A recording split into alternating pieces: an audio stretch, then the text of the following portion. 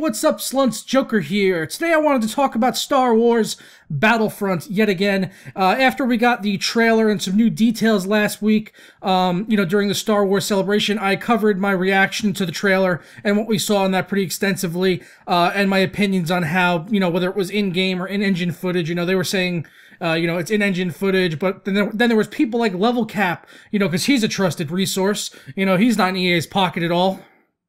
Yeah, not at all, but he's saying, oh yeah, the game looks just like that. I watched about 5 minutes of it on PS4 and it looked identical. Yeah, okay. The game looks like that on the PS4 like my cock is 13 inches long. Alright, Level Cap? You could take that to the bank. The game is not going to look like that on the PS4 by a damn sight. No way in hell. But besides the trailer aspect of it, there's a lot of things wrong. We got some details, specifically in regards to the multiplayer and the single player, which doesn't exist. That's right.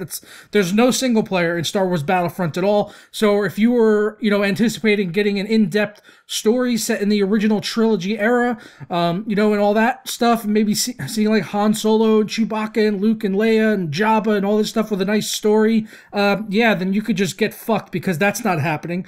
Then there's the aspect that the multiplayer is only 20v20. It's like, are you kidding me? Battlefield does 64 players, and now you're only limiting it down to 20v20 in the largest mode, which is the AT-AT Walker mode, where it's basically going to be like Rush with an AT-AT walking around or something, where you're basically going to have to, I guess, take down an AT-AT.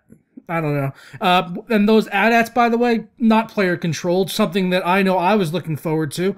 I mean, the first thing I heard when I thought is, like, when they said Star Wars Battlefront EA DICE, I was like, oh my god, it's going to be like Battlefield, and I'm going to be able to stomp around in an AT-AT and blast speeder bikes, and it's going to be awesome. No.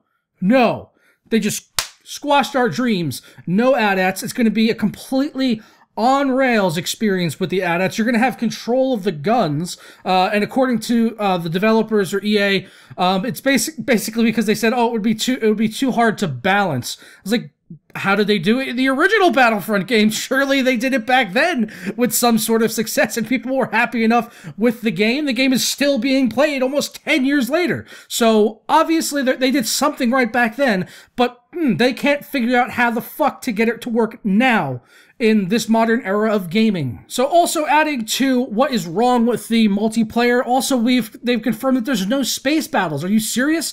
No space battles, no Galactic Conquest. How the fuck is this Battlefront, apart from the fact that you guys have some Star Wars assets thrown in there, and the hero mode is coming back with less heroes than before, less planets than before, no space to ground battles, obviously, if there's no space battles, 20v20, like, no unique class system. Like, are you guys fucking serious? How do you not have a unique class system in a DICE game? Maybe are you guys just trying to get so far away from what you do with Battlefield that you don't even want it to be recognizable? Which maybe I guess I could appreciate in some respects, but you know what? If it works, fucking use it. And I would like to see a unique class system. If you guys, if you disagree with that, please let me know down in the comments below.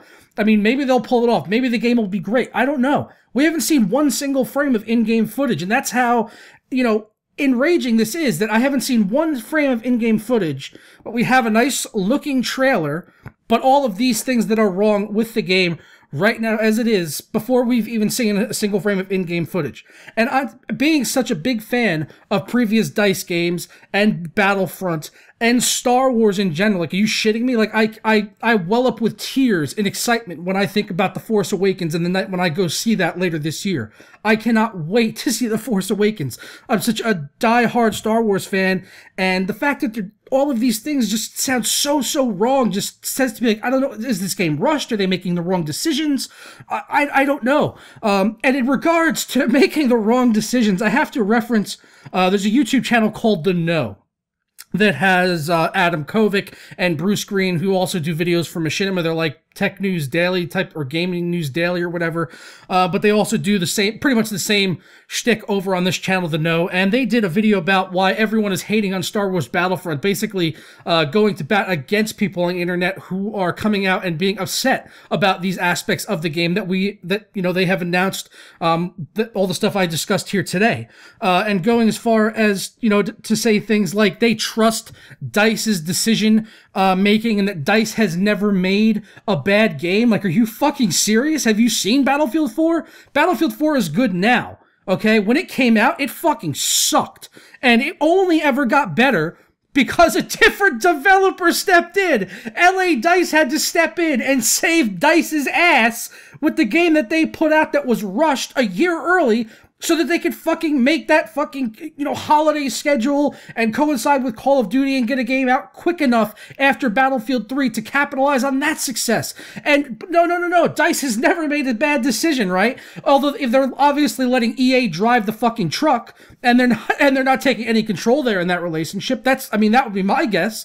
I'm sure DICE has the best intentions, but the fact that EA is behind them, EA is the money, EA is the publisher, that's who pays for the game, and they're driving that truck in regards to when games get released and pre-order DLC and post-launch content, all that other shit. They're like, oh, well, if you do this, then you got to do this, and you got to do this, and you got to charge for battle packs, and we got to have this and this and this and this.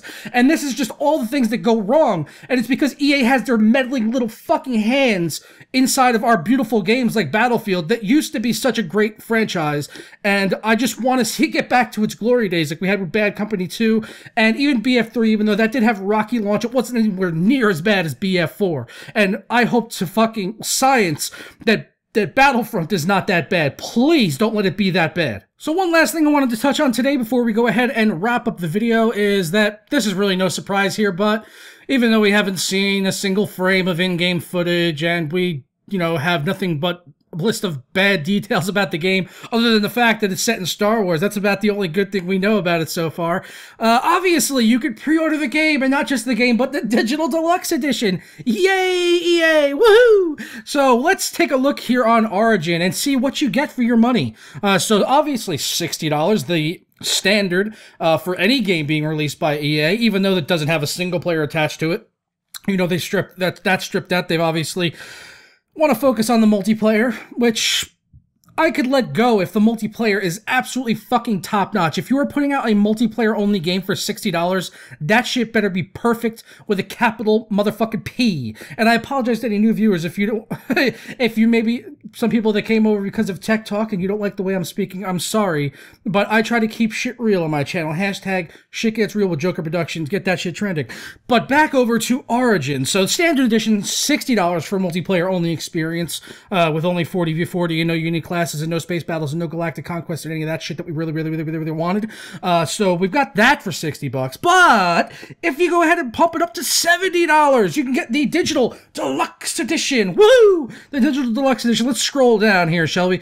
Let's see what we get with the Digital Deluxe Edition. Okay, here it is. We get 5 exclusive items. Well, not even really exclusive. The first 3 are just instant access items. You just get early access to them right there in the game. The game comes out. Oh, guess what? You don't have to work for these weapons or any of these things. We're just going to give them to you right off the bat. So you get Han Solo's blaster, very cool. Obviously, everyone's going to want Han Solo's blaster, but guess what? If you can unlock it through your effort in playing the game, then why the fuck would I pay extra money for it? Also, same goes for the Ion Detonator and the MPL Ion Torpedo. So basically, those sound like maybe a couple of OP, like explosive devices, so people are going to be paying an extra $10 on pre-order for a Digital Deluxe Edition so that they can get some overpowered weapons on day one. Awesome. Way to go, EA DICE. Way to keep the balance up. It's a good thing you didn't put in those fucking AT-ATs that we can control.